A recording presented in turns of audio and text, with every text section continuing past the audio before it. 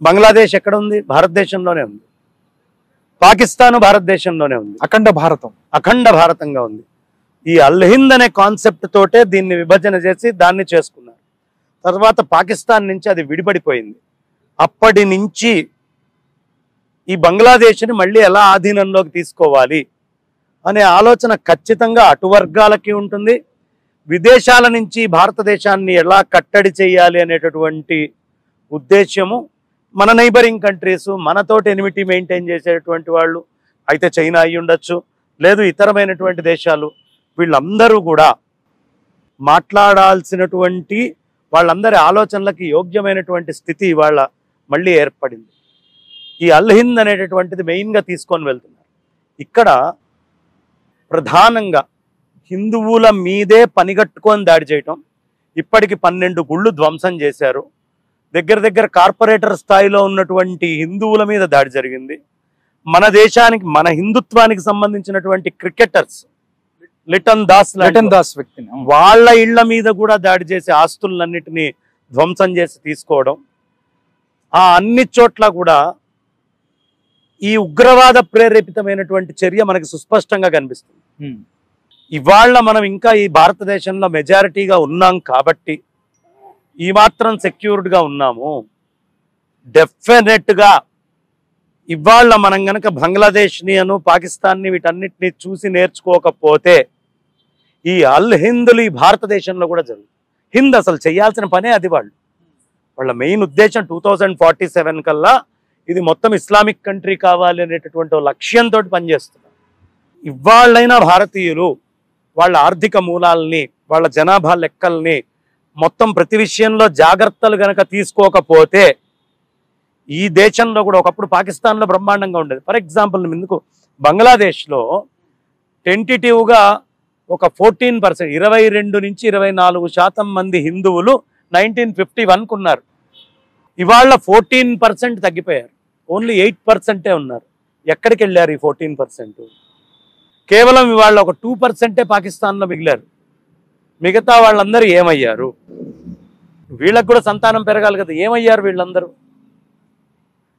ఖచ్చితంగా చాలా స్ట్రాటజిక్గా మన మీద పనిచేస్తూ దాడులు జరుగుతున్నాయి. ఇవాళ ఈ ఘటన చూస్తే ఓ పక్కన అక్కడ హిందువులు రోధిస్తూ ఉంటే మనస్సు ఎక్కడ లేనటువంటి దుఃఖాన్ని చెందుతూ ఉంది. ఎట్ ద సేమ్ టైం ఇది ఒక కాషనింగ్ అలార్మ్. రోహింగ్యాల్ని మనం తెచ్చిపెట్టుకుంటాం. మీకు ఈవెన్ అమెరికా లాంటి కంట్రీస్ కూడా మానవ హక్కులు అని మాట్లాడేటటువంటి కంట్రీస్ ఫిలిప్పీన్స్కి సంబంధించినటువంటి ముస్లిమ్స్కి కొంచెం జరిగితే వాళ్ళకి వెంటనే కంటికి కనిపించింది. అవును, వెంటనే ఇమీడియట్గా కనిపించింది. కానీ ఇంత బంగ్లాదేశ్లో జరిగేటువంటి హిందువుల విషయానికి వచ్చేటప్పటికి ఎక్కడికి పోయినాయి ఈ హక్కులన్నీ? మీకు ఎక్కడైనా కనిపిస్తున్నాయా? ఎక్కడా లేవు. వాళ్ళు స్టేట్మెంట్ ఇచ్చారు, అమెరికన్ గవర్నమెంట్ ఏమని స్టేట్మెంట్ ఇచ్చారు? అయ్యా, ఇది షేక్ హసీనా మేనేజ్ చేయలేకపోవడం, తీసుకున్న తప్పుడు నిర్ణయాలు అంటూ షేక్ హసీనాకి అగెయిన్స్ట్గా వెళ్ళారు. కానీ హిందువుల మీద దాడి చేయొద్దు అని స్టేట్మెంట్ ఐక్యరాజ్య సమితి నుంచి కానీ ఎక్కడి నుంచి అయినా వచ్చిందా? వాళ్ళకి ఇవి ఏవీ కనిపించవు. అదే ఫిలిప్పీన్స్ అయినా గంట లోపల అమెరికా నుంచి స్టేట్మెంట్స్ వచ్చేసినాయి. రీజన్ ఏంటి అంటే భారతదేశంలోనే మనకు ఐక్యత లేకపోతే మిగతా దగ్గర నుంచి ఎవడెక్కడ మాట్లాడతాడు? కంటెంబడి నీళ్ళొచ్చేంతటి దారుణమైనటువంటి ఘటనలు ఇవాళ అక్కడ జరుగుతున్నాయి. 12 గుళ్ళు పాడైపోయినాయి. పాకిస్తాన్లో ఆల్రెడీ వేల సంవత్సరాలుగా ఉన్నటువంటి గుళ్ళని బాత్రూములుగా, వాష్రూములుగా మార్చి వాడుకుంటున్నటువంటి పరిస్థితి అక్కడ కనిపిస్తోంది. ఇప్పుడు బంగ్లాదేశ్ మీద ఇది రాజకీయమైనటువంటి కుట్ర, మతపరమైనటువంటి కుట్ర. అంటే ప్రత్యక్షంగా ప్రచ్ఛన్నంగా భారతదేశం మీద దాడి మేము చేయడానికి మేము ఎంచుకున్న మార్గము అని విదేశాల నుంచి మనకు చూపిస్తున్న ఘటన. నిజంగా సార్, దీని వెనక పాకిస్తాన్, దాంతోపాటు చైనా ఉంది. భారతదేశాన్ని దెబ్బ కొట్టాలంటే బంగ్లాదేశ్ను అధీనం చేసుకోవాలి, అక్కడి నుంచి బే ఆఫ్ బెంగాల్ అవ్వచ్చు, లేకపోతే ఇతర మార్గాల ద్వారా భారతదేశాన్ని దెబ్బ కొట్టడానికి పాకిస్తాన్, చైనా ఆడుతున్న డ్రామా అని చెప్పి మాట్లాడుతున్న పరిస్థితి. ఏమంటారు సార్ మీరు? ఖచ్చితంగా అనుమానం ఏముందండి, అల్ హింద్ అనే కాన్సెప్ట్ ఇప్పుడు తీసుకొని ముందరికి వెళ్తోందే పాకిస్తాన్. పైపెచ్చు అక్కడ పనిచేసిందంతా ఏమిటి? జమాతే ఇస్లామే కదా మేజర్గా పనిచేసింది. ఇవాళ బంగ్లాదేశ్ ఈ స్థితికి రావడానికి ప్రధానమైనటువంటి కూడా ఒకవేళ అనుకున్నట్టు రిజర్వేషన్ ఇంకో ఎజెండా అయితే బాగానే ఉండేది, కానీ అది ఎజెండా కాదు. మొత్తము చాలా మటుకు బంగ్లాదేశ్లో ప్రధానమైనటువంటి అధికారులందరినీ కూడా కొనేయడం అనేటటువంటిది జరిగింది.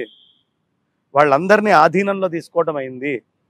షేక్ హసీనా భారతదేశానికి చాలా ఫేవర్ గా ఉంది. ఇప్పుడు సేమ్ సార్ అదే చెబుతున్నాడు, ప్రో ఇండియా ఉంది. అందువల్లే ఇదంతా జరుగుతుంది అనుకోవచ్చా? అందువల్ల అని చెప్పడానికి వీల్లేదు. కారణం అదొక కారణం. మొన్న బంగ్లాదేశ్ లో స్ట్రాటజిక్ గా సముద్రం దగ్గర ఉండేటటువంటి ఒక అద్భుతమైనటువంటి డిఫెన్స్ పాయింట్ కి యోగ్యమైనటువంటిది భారతదేశానికి మెయింటెనెన్స్ కొట్టుకున్నారు.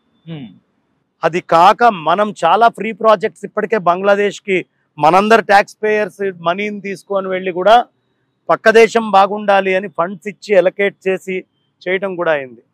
ఇప్పుడు ఈ స్నేహభావం అంతా భారతదేశానికి వృధా అయిపోతుంది.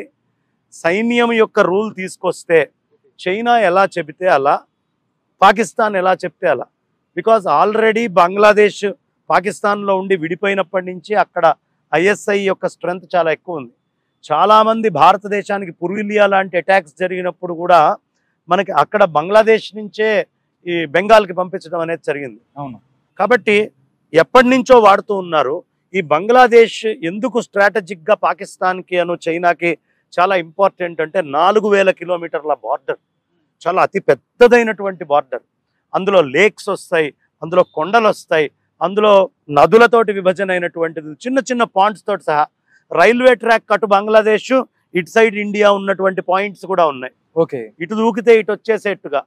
కాబట్టి స్ట్రాటజిక్గా ఇండియాని చాలా పూర్గా వీక్ చేయాలి అంటే ఖచ్చితంగా బంగ్లాదేశ్ అనేది కనుక వచ్చింది అంటే, ప్లస్ నదీ జలాల పంపకం కూడా ఉంది బంగ్లాదేశ్కి ఇండియాకి. సో గంగా నది వెళ్ళేటటువంటిది బంగ్లాదేశ్కే ఎండింగ్లో చివరికి. ఇన్ని ఉన్నాయి కాబట్టి స్ట్రాటజిక్ అయినటువంటి దాడి భారతదేశం మీద చేయడం కోసము, ప్లస్ మతపరమైనటువంటి స్థితిని తీసుకొని వచ్చి ఒక పక్కన చైనా వాడి దేశంలో ఉయిగర్ ముస్లిమ్స్ అందరినీ ఉక్కుపాదంతో తొక్కుతున్నాడు. వాళ్ళందరికీ ఆడవాళ్ళు ఎవరు బుర్కాలు వేసుకోవడానికి లేదు, అందరూ మిడ్డీలు వేసుకోవాలి అని వాళ్ళకి అన్ని రూల్స్ పెట్టి, ఇస్లామిక్ బుక్స్ లేకుండా వాటన్నిటిని మార్చి వాళ్ళ పిల్లలకి చదువుకోవడానికి తర్వాత ఇస్లామిక్ కల్చర్ లేకుండా అటు చేస్తూనే ఇటు పక్కన ఇస్లాం అనేటటువంటి దాన్ని ఉసిగొల్పి ఎలా భారతదేశం మీద దాడి చేయాలి అనే అంశంలో కూడా ఇస్లాంలో కూడా చాలా గొప్పవాళ్ళు ఉన్నారు. అబ్దుల్ కలాం లాంటి వాళ్ళు మహానుభావులు ఉన్నారు. వాళ్ళందరినీ మనం గొప్పగానే చెప్పుకోవాలి. కానీ ఇలాంటి దుర్మార్గమైనటువంటి జిహాదీ ఆలోచనలతోటి ఉన్నటువంటి వాళ్ళు కూడా ఉన్నారు. వాళ్ళు ఎప్పుడైనా ప్రమాదకారి. అందుకని ముందు నుంచి కొంచెం జాగ్రత్తగా హిందువులు ఉంటూ మంచి చెడు ఏమిటి అనే బేరీజ్ వేసుకుంటూ జాగ్రత్తగా గడపకపోతే విదేశీ కుట్రలకి భారతదేశం కూడా భాగం. ఓకే సార్, మనం చూసుకున్నట్టు అక్కడ నిజంగా చాలా హృదయ విదారక సంఘటనలు జరుగుతున్నాయి. అంటే భారత్ సంబంధించి వాళ్ళకి సంబంధించి ఎలా ముందుకెళ్ళాలని అనుకుంటున్నారు?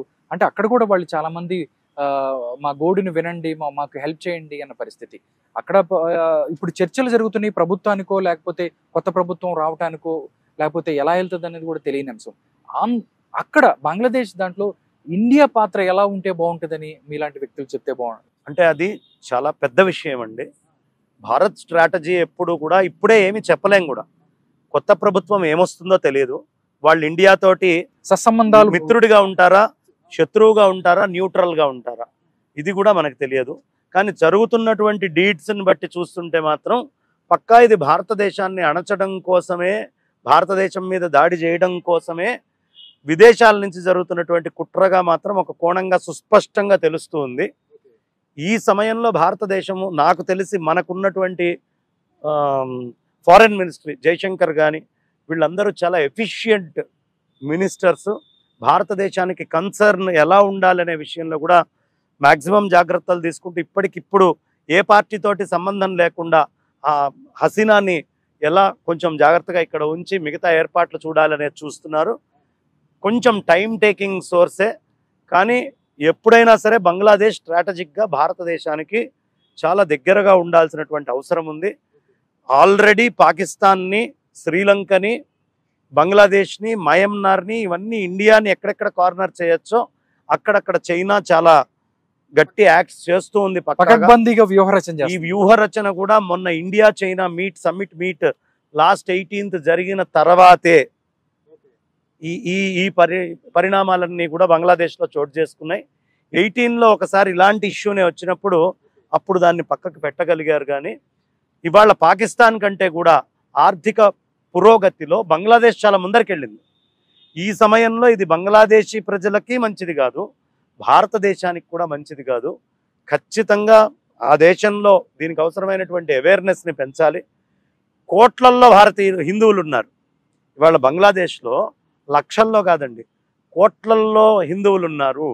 వాళ్ళ ఆస్తుల మీద దాడులు జరుగుతున్నాయి. 1 కోటి మంది దాకా కూడా ఇండియాకి శరణార్థులుగా వచ్చే అవకాశం ఉందనే స్టేట్మెంట్ కూడా బీజేపీలో అతి ముఖ్యుడైనటువంటి వ్యక్తి ఒకళ్ళు ఇవ్వడం జరిగింది. ఓకే. కాబట్టి ఈ సమయంలో చాలా ఆచితూచి ముందు మన బార్డర్స్ని చాలా స్ట్రిక్ట్ చేసుకుంటూ, బార్డర్స్ని ఖచ్చితంగా ఆల్రెడీ చాలా బెటాలియన్స్ పంపిస్తూ మనం ఉండాల్సిన విధానంలో ఉంటూ వాళ్ళతోటి చేసే చర్చల్ని చేసి నయానో భయానో వాళ్ళకి ఏ విధంగా చెప్తే అర్థమవుతుందో ఆ స్థాయికి భారతదేశం ప్రిపేర్ అయి మాట్లాడుతుందని అనుకుంటున్నాను.